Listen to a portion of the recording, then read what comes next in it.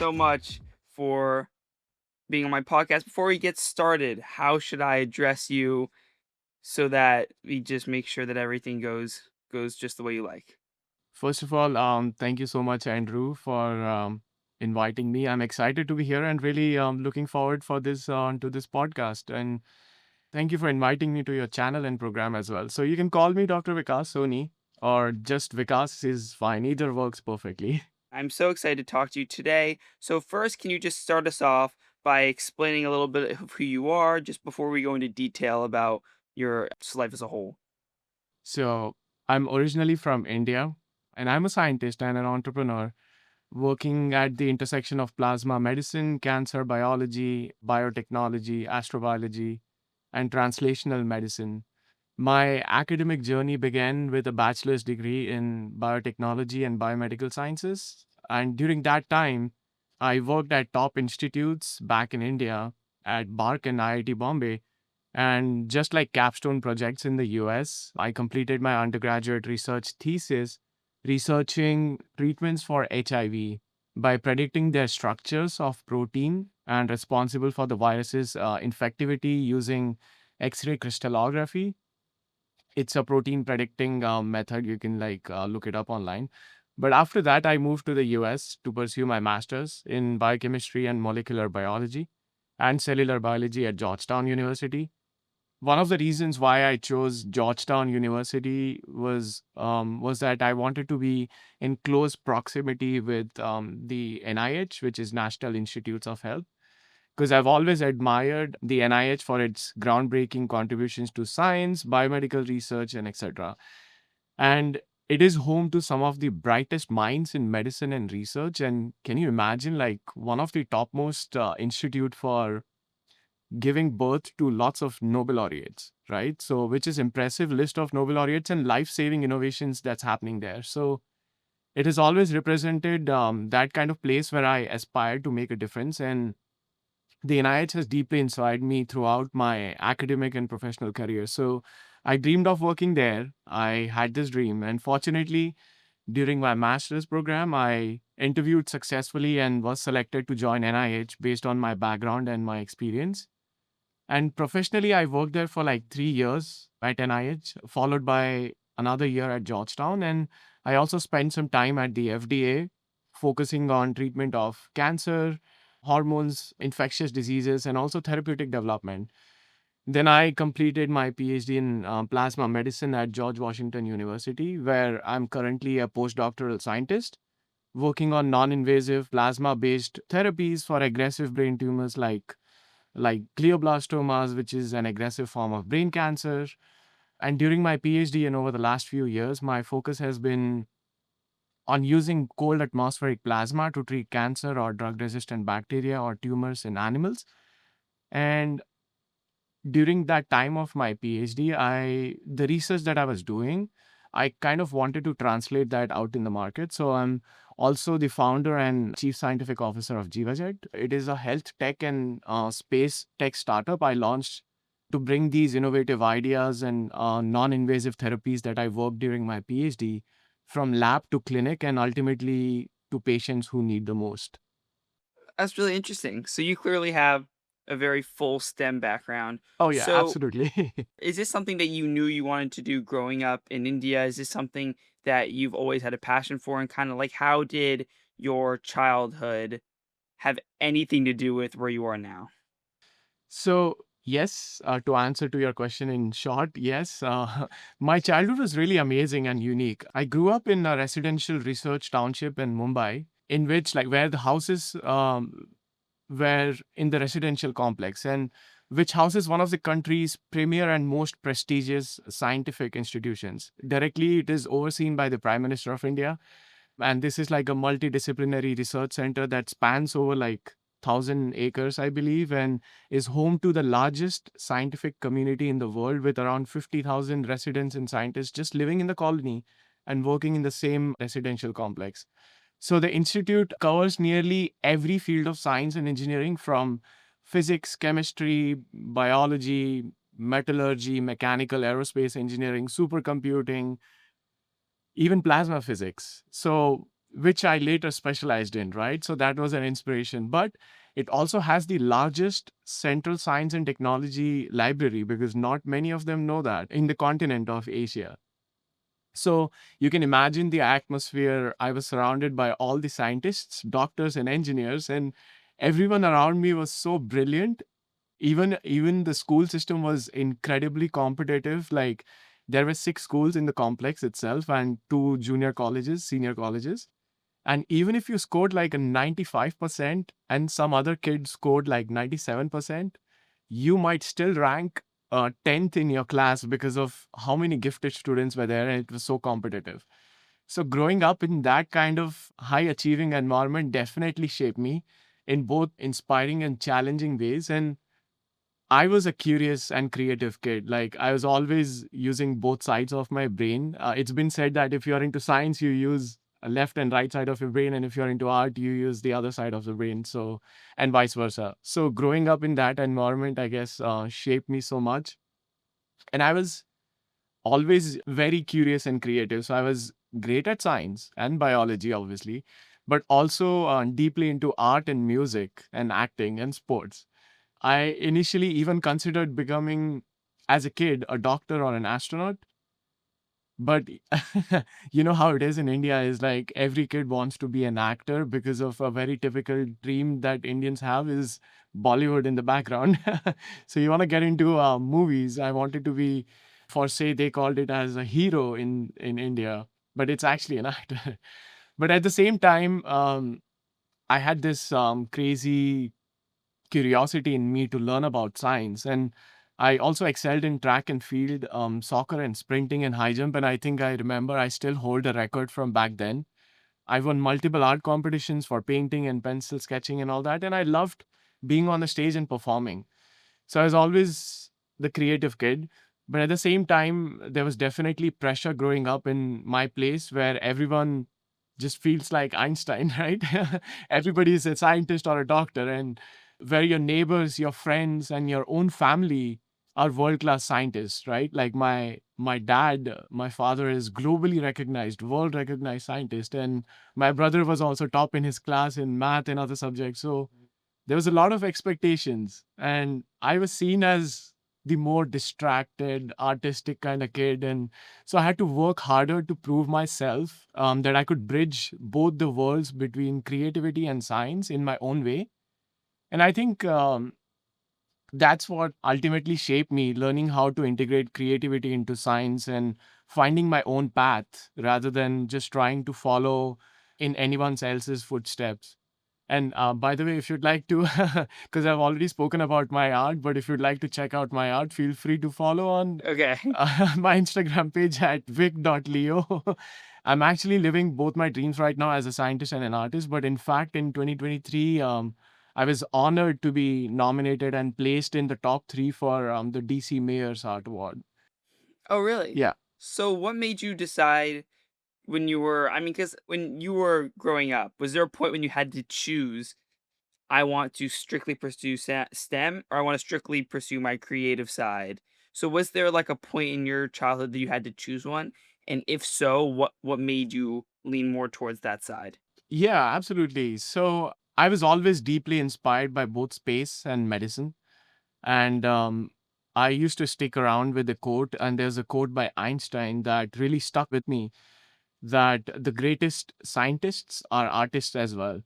And that really resonated with me, because growing up, I wanted to be either an astronaut or an actor, artist, or a doctor, and something that blended creativity and impact. But the real turning point came when I was in school and undergrad, and my grandfather got diagnosed with cancer. And watching him suffer over the years really hit me hard. Like, so hard that that was the moment I started talking to myself and taking life so seriously. And I realized that I wanted to do something meaningful, something that could actually help people like him. And that's when my creative energy started shifting towards science. And then I decided to major in biology or anatomy and focus on cancer research and biotechnology. I think from that point on, my path became clear, and I've been pursuing it ever since. Is the college application process in India, is it relatively the same as it is in the US, or are there some key differences? There's a lot of differences. Actually, it's very competitive, and the college process in India is, well, the application process itself is similar, but to get into college, you have to give entrance exams. So there is so many entrance exams. There's CET, state level exams, and then national level exams and international level exams. It depends on what you want to do in your future career as well. So for me, and I know that my colleague Dr. Anmol W Mhm, yeah, already he's shared spoke a little bit about. of background on this, yeah. Yeah, yeah. But what I'm trying to say is, well, there is two different sectors that you can segregate this, right? Like either you want to be an engineer, or you want to be a doctor, or you want to go into commerce or arts or something like that. So every field will have their entrance exams to get through into college and universities. And those are like really competitive exams. So for me, I chose PCMB, which is physics, chemistry, math, and biology, because I wanted to go into biology and medicine. But I think for Anmol, he chose PCM, physics, chemistry, and math. And also, I think he chose some coding. I had to code as well. On top of that, you have to choose at least two or three languages. So I chose like Hindi, Sanskrit, and I was doing C++, IT, and then I chose French in between. Then I dropped that out. Was French, like, not your thing? Well, I really like to learn languages and about different cultures, but I think that was not my thing. And there was too much going on at that point of time. And I was more interested in STEM rather than learning more languages. So I would leave it at that. So would you say that kind of more like stay more with, like, within your undergrad years and actually just maybe even, like, your academic years after that, just as a whole, did you have any big influences or influencing people or mentors or anything that's just shaped to what you did in college and to where you are now, or even coming out of college, how you thought you wanted to pursue careers? Yeah, absolutely. So I have been really fortunate to have several important influences and mentors along the way. First and foremost, I would say my grandfather, because he was an inspiration. He passed away of cancer, but my mother, my father, my brother, and my uncle, and especially my dad, because he was a huge inspiration. And just imagine, like, everybody knows him, and you're just like his kid, so you already have so much pressure, like you have to keep up. But he's a globally respected scientist, and growing up around his work gave me a deep appreciation for the power of research and innovation to create real change, right? And another major influence was my professor here, Dr. Kader, at George Washington University, who is one of the pioneers in plasma medicine. And working with him during my PhD was really transformative because he encouraged me throughout and to think beyond the lab and to take risks, and also to think about how science could potentially be translated into impact. And that mindset directly inspired me to launch my own company, right? Like, I'm the founder of JivaJet, and now co-founder Anmol also joined with me. So I also learned a lot during my time when I spent my time doing research at the NIH and the FDA, where I was surrounded by brilliant researchers and clinicians.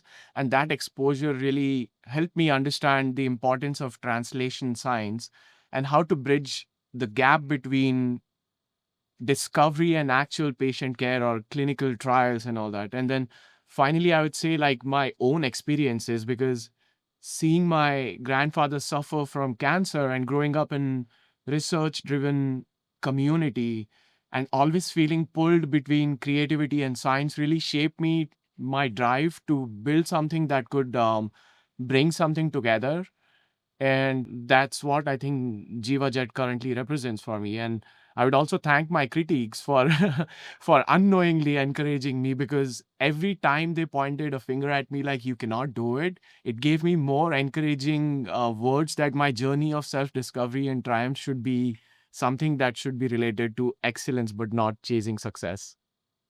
That's really interesting. So now you kind of started to talk more about JivaJet and what you currently do and that startup. So can you give a little bit? You can give like a detailed description and then kind of like a just like a summary of like what your main focus is at JivaJet and what you would say JivaJet's entire goal is. Okay, so before I dive into that, so let me. It's a funny story. Like how GeoJet was created was I was just like literally working at the FDA one fine day, and I was treating MRSA, which is methicillin-resistant Staphylococcus aureus. It's an antibiotic-resistant bacterial strain. And my colleague Anmol just calls me up and he's like, "Hey, my cat has been suffering from a skin infection that's not going away. And I've been to the veterinarian clinic like multiple times. They costed easily like $300 per shot, and they couldn't know what's going on. And this is like the third time I'm visiting the vet. So, do you have a solution?" And it turns out the same day I was treating MRSA at FDA, I think potentially his cat had the same bacterial infection. And that's when we realized, oh, maybe this is like a good opportunity to incorporate a company and start JivaJet because it's literally curing MRSA using just plasma by hovering it over.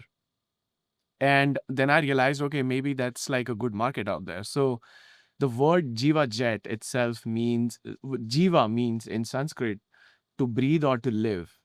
And jet, because as I also cracked that joke during Explore Mars, it literally looks like a lightsaber, right? And it's a lifesaver.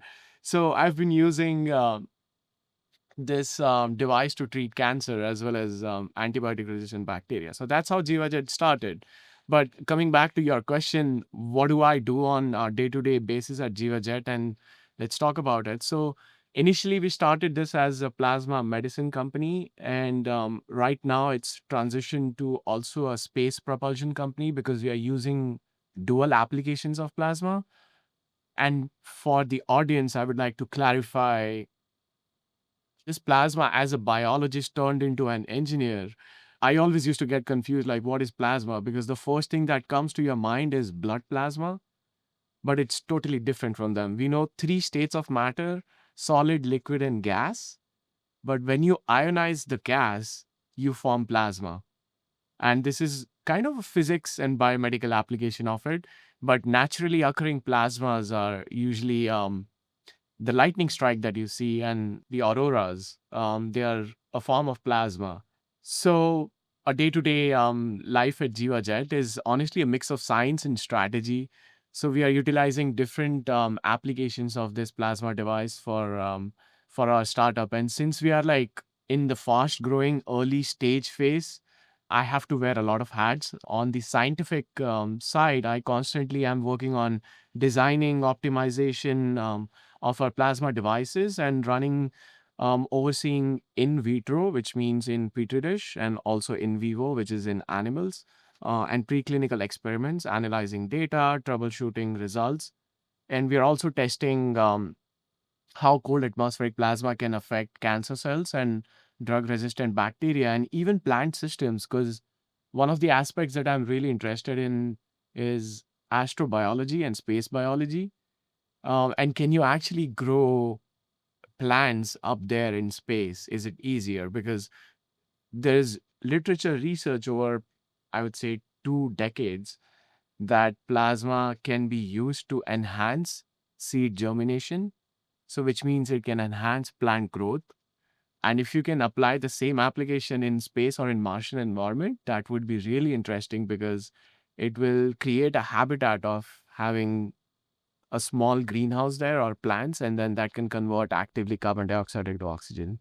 How does plasma potentially increase the speed of growth for plants? Like, is there a certain process that happens? Like, what is the actual science behind that? Sure, that's a great question. So, plasma creates something called as reactive oxygen and reactive nitrogen species. It's the chemistry. So, again, plasma is generated if you artificially generated if you have an inert gas connected in between two electrodes, and when you supply electric current or voltage to it, what it's going to do is, say, for example, in our case, we use helium plasma, right? And helium is second on the periodic table. So it has only two electrons on the outer shells. And when you're supplying some electric voltage to the outer shells of those electrons, it will just strip out, right? It will just knock off the outer shell of the electron. So this process is created as a continuous process in an electron avalanche that generates ions and reactive oxygen and nitrogen species. It depends on what kind of gas you're using now. Again, some labs have used argon plasma, neon plasma, xenon plasma, nitrogen plasmas. We at JivaJet and also at GW, where I'm working, I'm using helium plasma. So the type of gas is important here because it can dictate what kind of chemistry it will generate, what kind of reactive oxygen and nitrogen species it will generate. And these reactive nitrogen species and oxygen species are really helpful in seed germination. And I was literally running one of the experiments in the lab when I just like got some beans and I treated them with plasma. What plasma does is, because of the chemistry of reactive oxygen and nitrogen species, it will enhance the phytohormones. It will activate the phytohormones. Now, when I say phytohormones, those are the hormones, growth hormones of plants.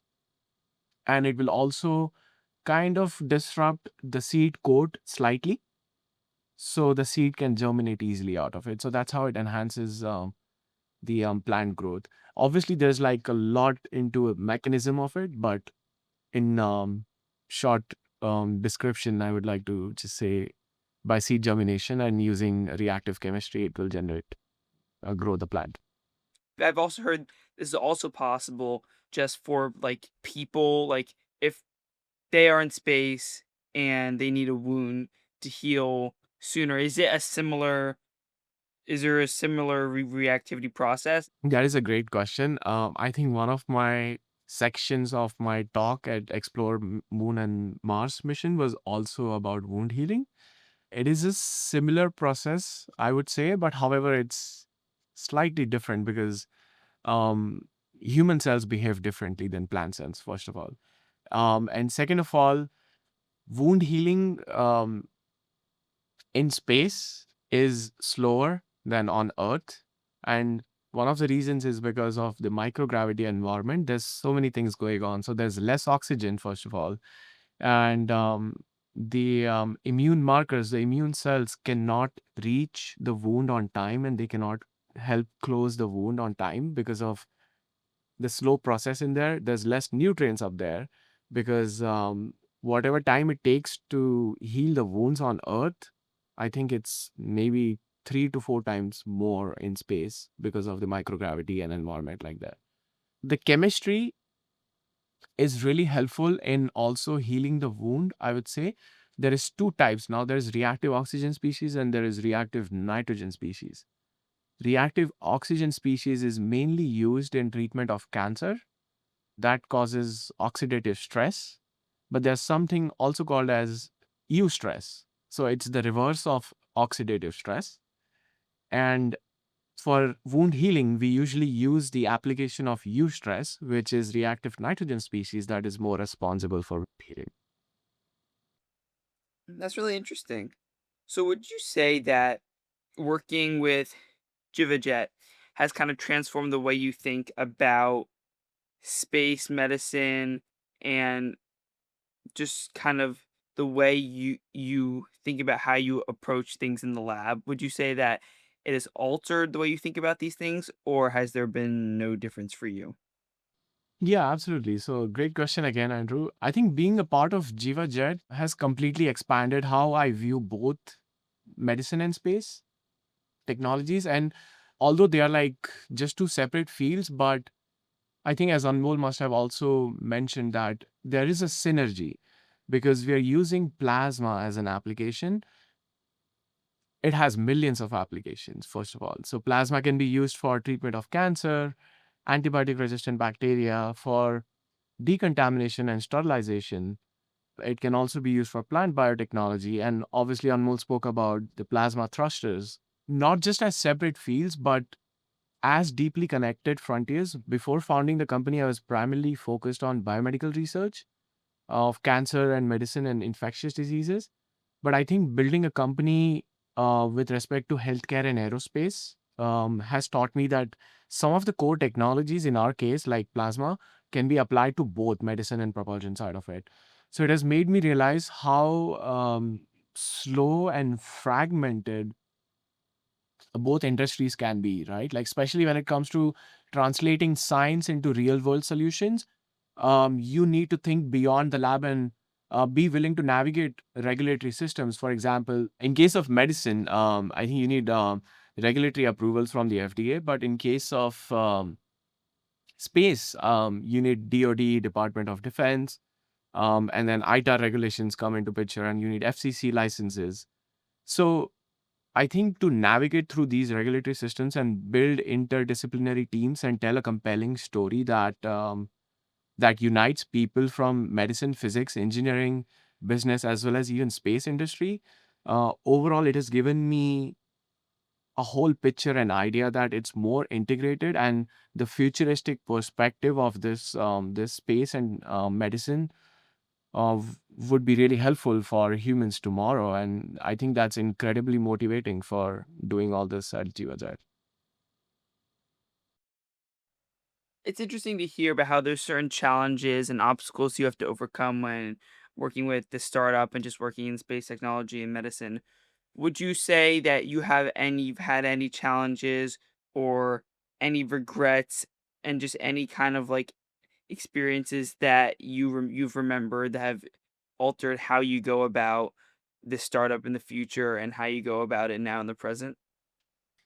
Yeah, absolutely. One of the biggest challenges right now is navigating the gap between breakthrough science and real world application, right? Like, anybody can have an idea, but to translate that idea from lab to clinic or from lab to space environment is going to take lots of work, and there's lots of hard work behind it, right? Just an idea cannot let you go far or further.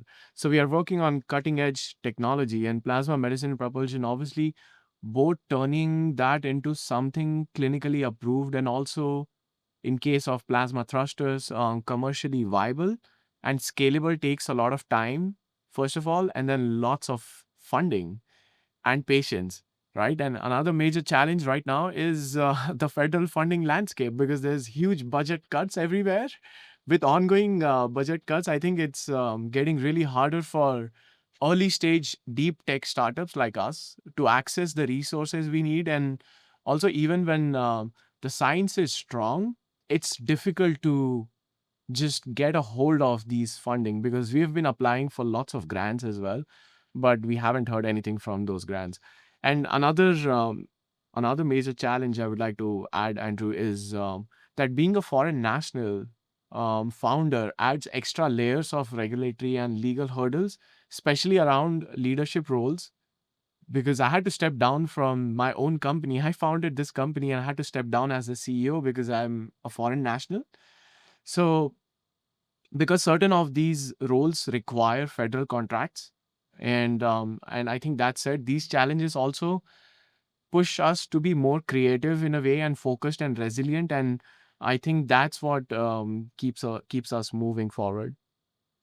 So, what advice would you give to someone who wants to start a company and is coming in from another country, but they face backlash and challenges and obstacles? So I think my biggest advice would be stay curious and creative and be relentless. I think whether you're going into space tech or biotech or any other startup, these challenges are going to be there for any challenging fields. But also, these fields are full of possibilities and opportunities, right? Don't be afraid to try something new or take risks. If it works out, you gain experience. And if it doesn't work out, you still learn a lot. Either way, I feel like it's progress, right? Because then you know what you want to do and what you don't want to do in life, right? And that's often where the best ideas come from. Also, like, get really comfortable with failure, because you're going to see failure in your life at every step, but it's dependent on you, like how you want to take failure. Do you want to get up and start trying again or something new and keep showing up, or you want to just like be a failure and just stop there? But it's like build a strong foundation in science, and Also learn how to communicate, network, and think like an entrepreneur. Read more, explore, also talk to people who kind of inspire you, and surround yourself with people who challenge and inspire you. Learn to adapt and think like a problem solver. And most importantly, I would say, start now. Even if it's messy, I think the perfect time does not even exist to dream big. Because if you start with small steps, then only you can reach up there. So, would you say that you would convince the next generation to pursue a STEM career like this or become an entrepreneur with a startup? And if so, is this the kind of similar advice that you would give to just like anyone who wants to start something? Yeah, absolutely, I would. I mean, the kind of career, especially in STEM related fields, I think careers at the intersection of science and technology and purpose is not just exciting, but it's meaningful, right? Whether it's in biotech or space tech or basic science, or even plasma research, for example. And you're working on problems that can genuinely change lives and shape the future of humanity. So I would totally encourage the next generation to pursue this kind of career in future. And it's not always easy. Like, there are challenges, there's long hours, I mean setbacks and steep learning curves. But if you're someone who's curious, creative, and driven by impact, and it's one of the most fulfilling paths I think you can ever take in your life. And I would totally tell the next generation to, to pursue this, and don't be afraid to explore bold ideas and to work across disciplines. And, you can like carve your own path of how you want your future to be, because the future needs scientists and doctors and thinkers who aren't afraid to mix science with imagination. And this is the field for space for dreamers and problem solvers, as I mentioned in my previous answer as well. Perfect. Thank you so much. These are all of the questions that I have for you. I really appreciate you coming, being on my podcast. And if you have any questions for me, then now is the time to ask. But if not, then we can wrap up here. Well, thank you, Andrew, for having me on your podcast. It really means a lot. And yes, I do have some of the questions. I guess I always like to enjoy hearing the other side of stories. So, what inspired you to start this podcast, and what kinds of stories or guests you're most excited to share with your audience? I started this podcast about, let's say, like a year and a half ago, 2 years ago is when the idea came to me. And I really then just started to kind of work on it and work on it and work on it. I had my first episode um just a while back, and I learned so much, and then I kept growing, growing, growing. And the prime motivation was because everyone always asks, I mean, when you see juniors in high school and seniors, everyone's like, where do you want to go to college? What do you wanna do? Why do you wanna apply here? What program do you wanna go into? Do you know what you wanna do when you get out of college? And even when, like, they ask, like, kindergartners, "What do you wanna be when you're older?" So I feel like there's a certain point when a lot of kids don't really know anything else besides what they've seen and besides what they know from their parents and their family. So that was kind of for me because no one really in my family has done work with aerospace, has done work with just kind of space in general. And so that's my main, that's like my favorite interest. So that is an area that I wanted to grow and I wanted to learn about. And then that made me wonder that there's probably so many other fields that I don't even know about that could be end up being what I want to do when I'm older. So there's just like a point when I got so interested in learning about what other people do that I was like, I just had the thought I can just interview people on that and see what they do and see if that's something that resonates with me. That's very interesting. So, with all the conversation you have had, did you find anything or learned anything interesting?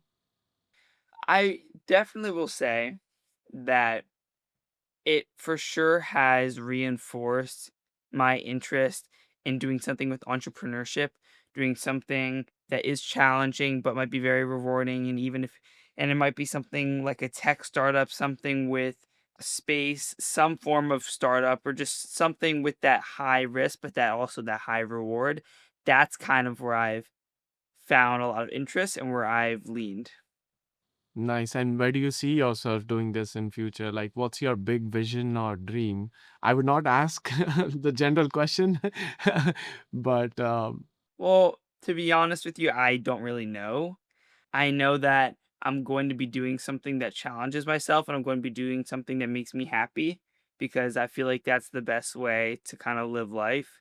So that's where I see myself, but exactly what, I don't know yet. cool. Well, thank you for answering all the questions. And thank you for your time and taking my podcast as well. Really appreciate that. Thank you so much.